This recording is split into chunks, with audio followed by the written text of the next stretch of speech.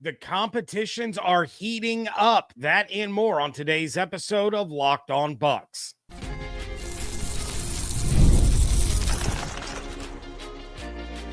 You are Locked On Buccaneers, your daily Tampa Bay Buccaneers podcast. Part of the Locked On Podcast Network, your team every day. What's up, and welcome into this episode of Locked On Bucs, your daily podcast covering the Tampa Bay Buccaneers, part of the Locked On Podcast Network, your team every day. I want to thank you for making Locked On Bucs your first listener view every day. Don't forget you can subscribe or follow for free on YouTube or wherever you get your podcasts. And of course, you can follow along on Twitter. I am James Yarko at @JYarko_Bucs, credential member of the media covering your Tampa Bay Buccaneers, here with you every Monday through Friday along with the everydayers. And for that, I want to share my appreciation for your continued support of the show. One of the ways you can support the show is become a Locked On Bucs insider. You're going to get news, rumors, updates, general thoughts, one-on-one conversations with me via text message. Go to joinsubtext.com/LockedOnBucs or click the link in the show notes to become an insider today. The edge rush is starting to come together, and the Madden ratings are out, which is always interesting to say the least. We're going to start today with some of the competitions that are happening across various positions. And we need to start at defensive back because I am both loving and not loving what I am hearing out of camp. So let's start with what I'm loving, and that is the play of Benjamin Morrison. I've mentioned some plays that he has made in previous practices. They just keep happening. On Friday, I texted it out to the insiders, but Greg Allman had tweeted out that Morrison was matched up against Mike Evans, who beats him on the route, and then Morrison recovered and forced a fumble on the play. So even when he doesn't win that one-on-one right now during camp, he's not giving up. He's still making plays. Now, Todd Bowles talked about the fumbles on Friday because that was not the only one. And he said, quote, "Depending on what side of the ball I'm on, defensively, I'm happy. Offensively, I'm not. We want to get the ball out on defense, but we've got to take good care of the ball on offense. I'm not talking out of both sides of my mouth. I'm just talking as a head coach.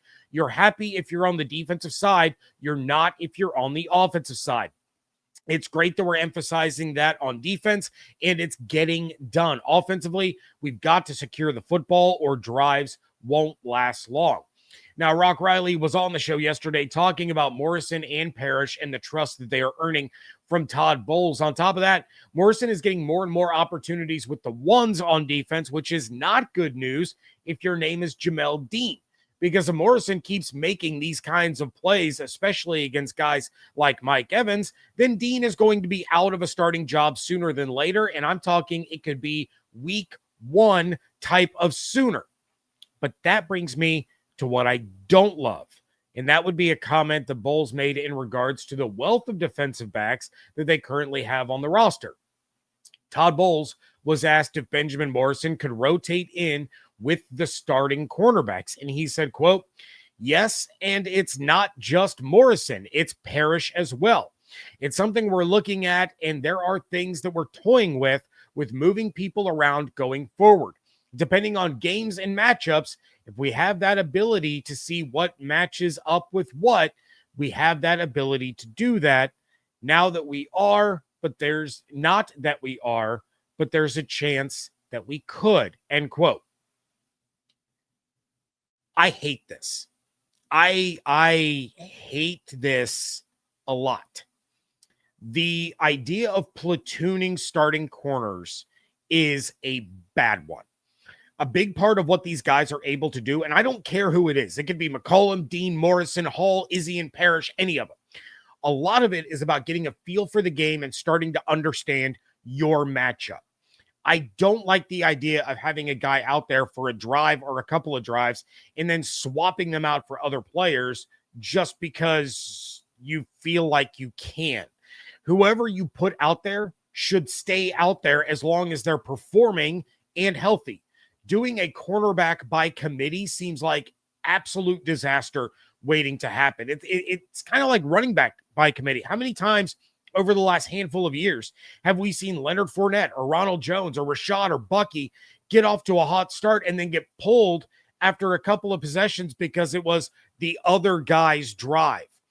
Or, we all know how successful teams have been in the past by doing a quarterback by committee. Those are always incredibly efficient. It's also going to cause issues in preparation. Guys don't need to be wondering whether or not they're the starter on a week-to-week basis. It's not only going to add to problems and uncertainty, but cornerbacks, to be completely honest, they need to be the cockiest, most unapologetically confident players in the building. They're the guys that have to line up against the divas and the egomaniacs on the other side, because we all know that receivers are generally the biggest divas and egomaniacs in the NFL. And cornerbacks have to have the confidence in themselves that they're going to shut those guys down and shut them up. It's really hard to have that confidence week to week when you don't know if your coach has the faith in you to start. And you can say that it's based on matchups all you want. That doesn't change the fact that you're telling these guys that you don't trust them in certain situations. What is it that you're going to do if you march Jamel Dean out there week 1 to go up against Drake London, and you tell Morrison that it's because of the matchup, and you think that Dean is better suited to handle it, but then Dean gets hurt the next time you face Atlanta, and Morrison is the one on the field trying to defend him? Are you going to tell him at that point that you believe that he can get the job done? Because you've already killed that confidence. And maybe Atlanta's a bad example because those two games are so far away. But you guys get what I'm saying. It could be any game. It could be the Eagles in week 4. You tell Morrison to have a seat because you want Dean to line up against Devonta Smith because it's the better matchup. And then Dean leaves in the first quarter with a hamstring injury. And now you got to send Morrison out there on the field. And he already knows that you don't believe in him to get that job done. How do you think he's going to perform at that point? And I know I keep using Morrison and Dean as examples, but it goes for any of them. You could tell Parrish that you want Christian Izien starting against the Lions because he's the better fit against Tim Patrick. But then Izien goes down and you have to send Parrish back on the field after you told him that you don't trust him. And then you have to hope that he gets the job done. I don't like that approach with that position at all. Some positions, I get it. There is a rotation, and there's a rotation for a reason. Receiver, we see it a lot because of the routes that they run. They got to run to the sideline for a play, catch their breath, and they're back out there. Edge rushers, same thing. Maybe you have a guy like a Chris Braswell, who's just a little bit faster than Anthony Nelson. So Braswell's going to get the nod over Nelson, because, that particular right tackle is a little bit slower off the snap than you would generally see. So you want that speed on the field. Tight ends, sure. Some are better for pass catching. Some are better for blocking. But corners need to either be starters or not. Platooning them is not going to make things better. It's only going to disrupt the natural rhythm that they get during the game. It's going to shoot their confidence when you tell them that they're not starting because you don't think they match up as well as the other guy. Not all of these corners are going to be here next year. And there's a really good chance that the guy that you told to sit based on a matchup is going to have that same matchup probably next season. So, Bowles knows more about running a defense than I could ever dream of. And so maybe I'm way off base. It just seems that of all of the positions to swap guys in and out, this is the worst one to choose. Yes, you have a lot of weapons at corner now while everyone is healthy, but it is not going to stay that way. We're already seeing numerous guys missing multiple practices because of this ailment or that ailment. These guys are not going to get through the season unscathed. Dean missed multiple games last year. McCollum missed multiple games last year. Hall missed the entire season after week 1. Set up your first team, and then you have reliable depth. Don't turn this into a random spinny wheel of defenders. I just don't see how any good could possibly come of it. At all. It just has disaster written all over it. And to be honest, it's 100% completely unnecessary to do. Hopefully it doesn't go any further than him toying with the idea, since that hasn't been something that Bowles has ever done before. And maybe he's just excited about all of the talent that he has out there in the third level of the defense compared to last year, but we're still about a month away from the Bucs taking the field for real, and a lot can change between now and then. Haason Reddick is fitting in quite nicely. That is coming up next on today's episode of Locked On Bucs, part of the Locked On Podcast Network, your team every day. Ever wish managing your money was easier? With Monarch Money, it can be. Whether you're growing your savings or planning a big purchase, Monarch puts you in the driver's seat. It's like having your own personal CFO, giving you full visibility and control over your finances. And Monarch Money is more than just a budgeting app. It's a complete financial command center. You can track all your accounts, all your investments, all of your spending, all in one place. So in addition to managing your money, you actually start building true wealth. Instead of having to bounce all over these different apps, just use Monarch Money for everything, for checking your finances, for tracking your spending, for planning those long-term goals that you've been putting off. Take control of your finances with Monarch Money. Use code LOCKEDONNFL at monarchmoney.com for 50% off your first year. That's monarchmoney.com, code LOCKEDONNFL for half off your first year. Thank you again for making Locked On Bucs your first listen review every day. For your second listen, check out Locked On Bets. Betting experts Lee Sterling and Kevin Rogers have daily MLB locks and can't miss football futures.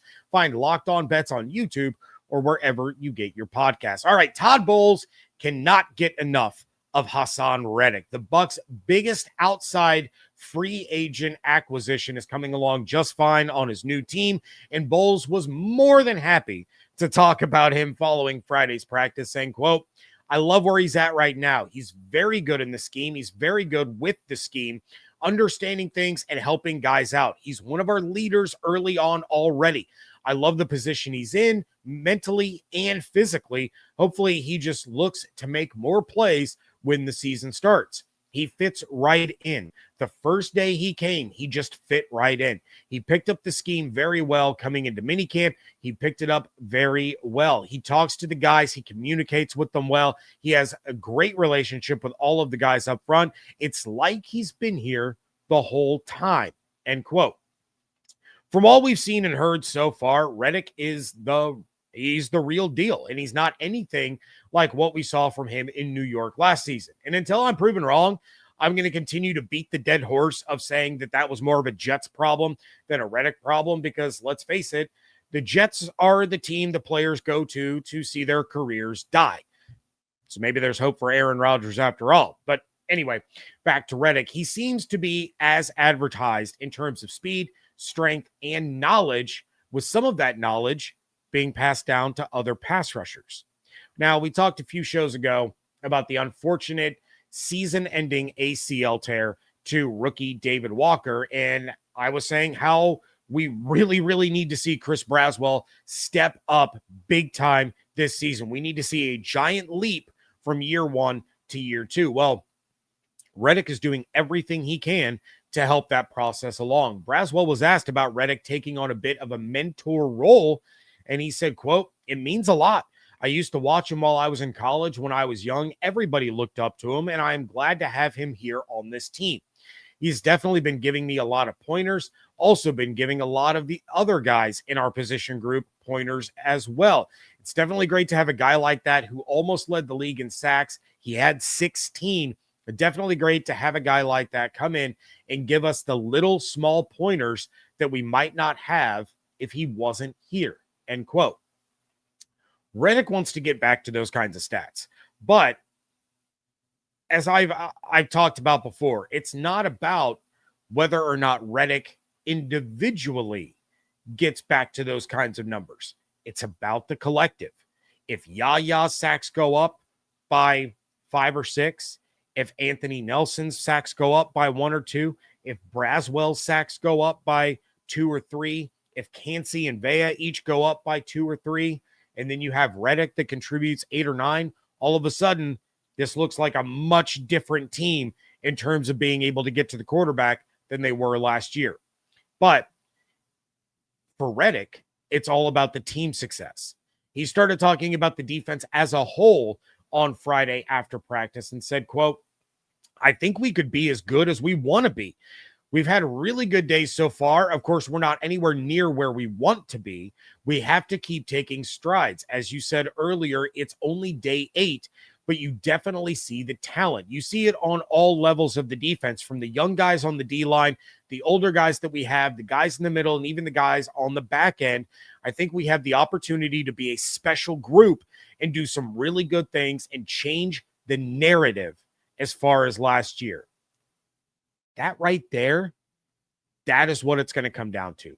Change the narrative from last year. It starts up front. And the Bucs, I think, are fine. You got Vita, you got Cansey, boom, you're solid. Even your rotational guys. You got Greg Gaines back. He is a great rotational piece. You got Elijah Roberts.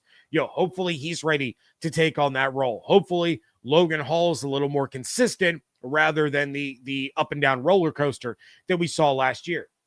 But in the middle, you still have Levante, and then you have Servassier Dennis, who is a little bit of a question, but again, it can't be worse than last year. Edge rushers, you got Reddick and Diaby. That's a big upgrade over last year. Secondary, we've talked about it. No idea who the starters are going to be at this point outside of McCollum, Winfield, and Tyke. Though Tyke, not out of the question that he could be the starting nickel again. I doubt it, but it is in the legitimate range of outcomes. No matter what, you have upgrades all over the field on defense. And I'm going to say it until I'm blue in the face. They just have to stay healthy. There's also more and better depth than what they had last year. Anthony Walker, when he returns, is an upgrade over J.J. Russell. But in the meantime, so's Deion Jones. Bryce Hall is back. Then, regardless of who wins the starting job, you have either Morrison or Dean as depth at corner. Kayvon Merriweather has taken a big step forward, according to Todd Bowles. Izzy, who was a starter last year, could end up being a depth piece. This defense has a lot of really, really talented players.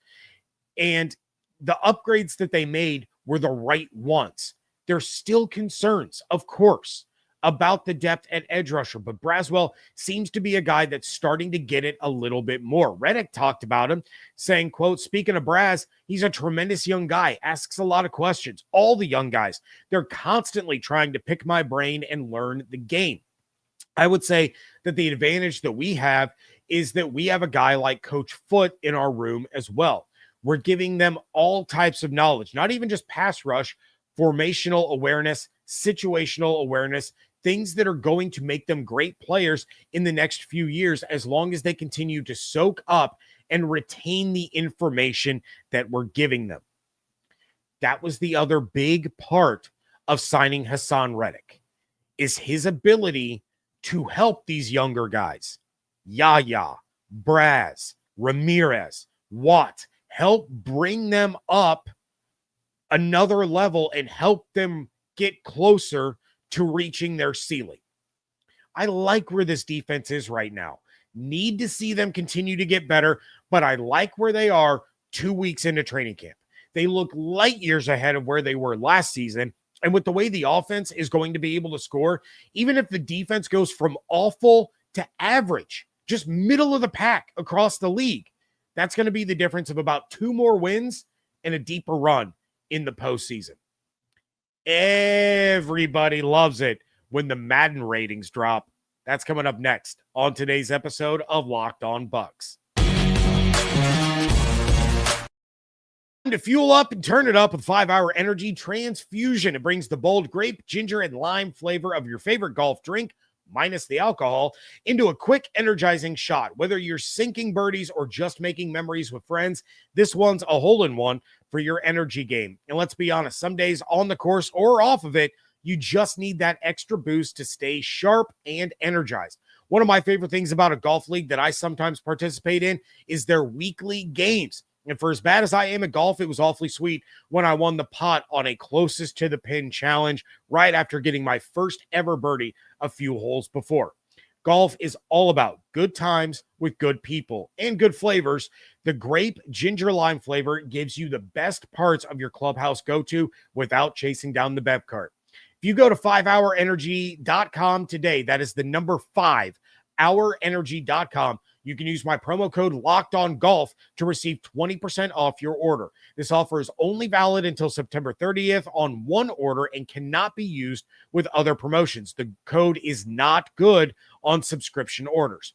Whether you're meeting up with friends or trying to turn 18 holes into 36, get the energizing boost you need to power through. Order transfusion-flavored 5-Hour Energy shots today.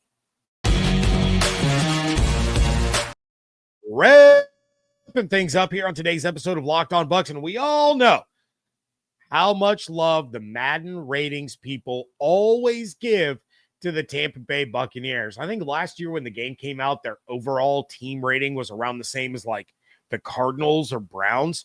So the Madden people, big fans of the Buccaneers over there.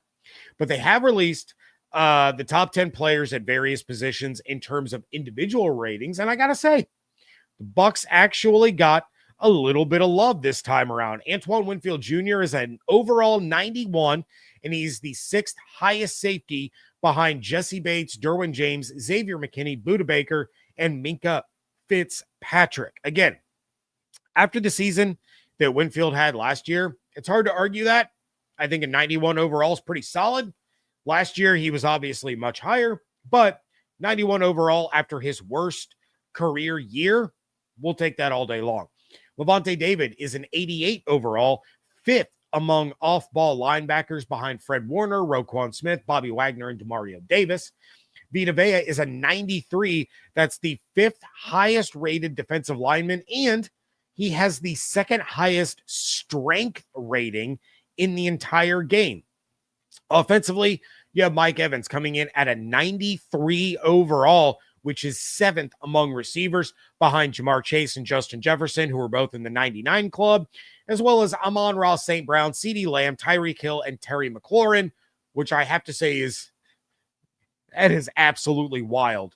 I like Terry McLaurin.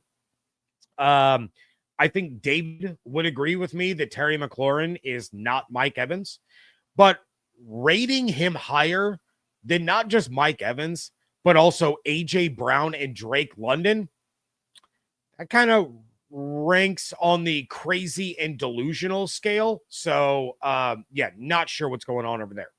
Baker Mayfield is an 85 overall and the 9th ranked quarterback, trailing Josh Allen and Lamar Jackson, who are also both in the 99 club, as well as Joe Burrow, Patrick Mahomes, Matthew Stafford, Jared Goff, Justin Herbert, and Jalen Hurts. Now, only Allen, Jackson, Burrow, and Mahomes were rated above a 90. So numbers 5 through 10 are all within 3 points of each other. It's kind of, those top 4 that we keep talking about, those guys are up here. Then there's the teardrop, and they're all kind of clumped together. That said, Matthew Stafford, Jared Goff, and Justin Herbert have no business being rated higher. I've said my piece on those guys, though. Tristan Wirfs was rated the 4th highest offensive lineman at 96 overall, which is wrong, but he's trailing Lane Johnson, who is in the 99 club, then Trent Williams and Penei Sewell. Then you have Chase McLaughlin, who is the 5th highest rated kicker in the game at a 79, behind Brandon Aubrey, Chris Boswell, Harrison Butker, and Kaimi Fairbairn. I will also mention that Bucky Irving was the 11th ranked running back, comes in as an 87 overall. Chris Godwin is the 23rd overall receiver with a rating of 85. Then both Emeka Ibuka and Benjamin Morrison are rated 75, which is the 9th highest grade or rating given to rookies. There's a ton of 78s, 77s, and 76s. So you're talking well outside the top 20 when you're counting the individual players in the way that they were lined up there.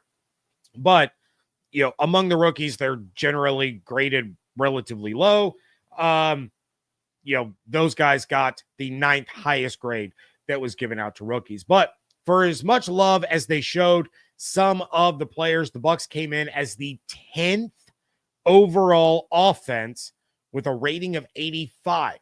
trailing the Ravens, Eagles, Bengals, Lions, Bills, Chiefs, which is absolutely absurd.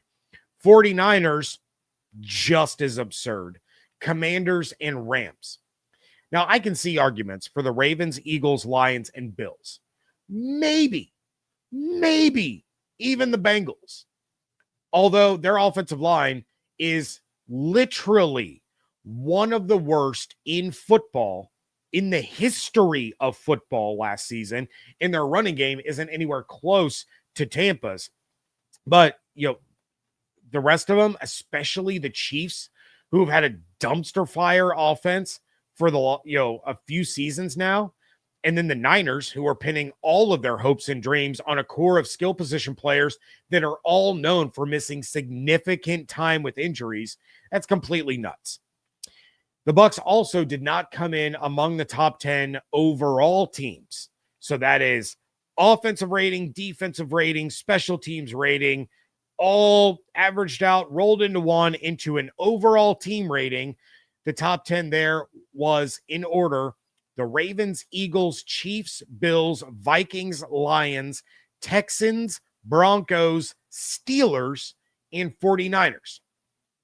So if you or someone is going to buy Madden, either for yourself, maybe it's for your kids, I would say don't worry about it too much. It'll take all of about 2 weeks into the season before they start adjusting these ratings, and you're going to see the players and the team as a whole start to climb up these rankings. My thing is, and I know David feels the same way, he and I have talked about it quite a bit, there's no real rhyme or reason to their system. It's fun to talk about. It's fun to see where they have guys ranked, but you can't sit there and tell me that the team with one of the worst offensive lines in the history of football is a better overall offense than the Bucs. And it's because Burrow is rated high, and Jamar Chase is rated high, and T. Higgins is higher than he should be. But beyond that, I mean, you guys know I love Chase Brown. He's not Bucky Irving. He's not even Rachaad White. Tight end, meh. I think they just signed Noah Fant. Okay, I'll take Cade Otton. Please and thank you. Their offensive line, garbage. Every single member of their offensive line across the board is drastically worse than what the Buccaneers have at the same position. And you could talk about Charlie Heck at left tackle. Don't throw Tristan Wirfs out. Charlie Heck is better than their left tackle. And then the Chiefs, to be a top 5 offense, there's no way. Absolutely no way. Steelers, a top 10 team? Absurd. You're out of your mind. It's a lot of ratings based on reputation and history, not the current landscape of the NFL. Now, credit where credit is due. They are getting better, but it's far from where it needs to be. With the technology that we have and the ability to find true analytical data, which we use all the time for other grading systems, I mean, shoot, we use it for fantasy football projections. You would think that they would have a better system than they do now. And you would think with as much money as EA and this game make, they would have employees posted up at every team facility strictly responsible for watching and evaluating one specific team. But that's their business. I'm not going to tell them how to run their company, because if they're looking for some help, I'm more than happy to provide that help and share some ideas that could really benefit the game once they add me to the payroll. That's going to do it for this episode. I will be recording the next couple of episodes early. I'm going to be out of town this weekend. I'm taking my sons to Canton to check out the Pro Football Hall of Fame. I have not been there in about 20 years. They have never been there. I am taking my youngest son to go see the Nickelback concert at Tom Benson Field Sunday night. That's his favorite band. We're really excited to go check that out. But let's go ahead and send in those mailbag questions. I already have some in the queue. But go ahead and send them in. And then I'm also going to bring you a fantasy football focused show just because we're coming up on draft season. I think it'd be a little fun. We did it last year, got a great response. I'm going to talk about which players you should draft, which Bucs you may want to avoid, which ones are going a little bit too high. So, insiders, text me your questions. If you're not an insider, DM me on Twitter or TikTok at Locked On Bucs. Do not DM me at the Locked On Bucs Instagram account. I will not see it. Twitter is the most likely place to be able to reach me, but you can also reach me on TikTok, again, at Locked On Bucs. Until then, please check out everything that's going on Twitter and TikTok at Locked On Bucs. I'm at JYarko_Bucs on Twitter. Make sure you are subscribed on YouTube with the notifications turned on, as well as wherever you get your podcasts. Become a Locked On Bucs insider. Go to joinsubtext.com/Locked On Bucs or click the link in the show notes. But if you want to support the show and you don't want to be an insider, it's real easy. Like this episode on YouTube and leave a 5-star review wherever you get your podcast. It does help other Buccaneers fans find the show. Hope you all have an absolutely outstanding day. Stay safe, stay healthy, fire the cannons. I want to thank you so much for joining me right here on Locked On Bucs, part of the Locked On Podcast Network, your team every day.